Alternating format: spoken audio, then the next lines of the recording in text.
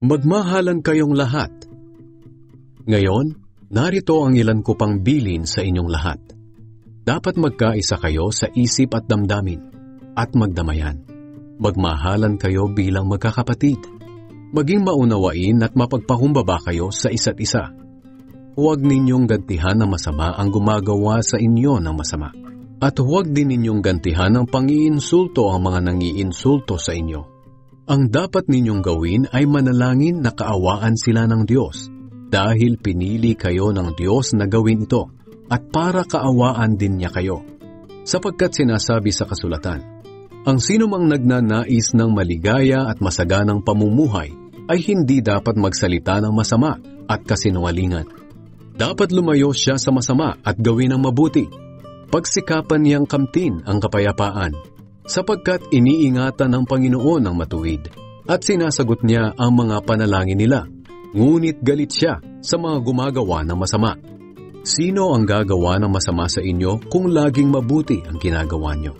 Pero kung usigin kayo dahil sa kabutihang ginagawa nyo, mapalad kayo. Huwag kayong matakot o mag-alala sa anumang gawin nila sa inyo. Alalahanin nyo na si Kristo ang dapat ninyong parangalan at sundin. Dapat lagi kayong handang magpaliwanag sa sino mang magtatanong sa inyo tungkol sa pag-asa ninyo. At maging mahinahon at magalang kayo sa inyong pagsagot. Tiyakin ninyong laging malinis ang inyong konsensya para mapahiya ang mga taong minamasama ang mabubuti ninyong gawa bilang mga tagasunod ni Kristo.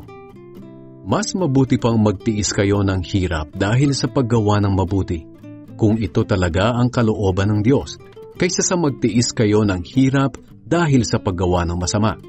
Sapagkat si Kristo nga'y pinatay kahit wala siyang nagawang masama, at minsan lang siya namatay para mapatawad ang mga kasalanan natin. Siya na walang kasalanan ay pinatay alang-alang sa atin na mga makasalanan, para madala niya tayo sa Diyos. Pinatay siya sa laman, pero binuhay siya sa espiritu.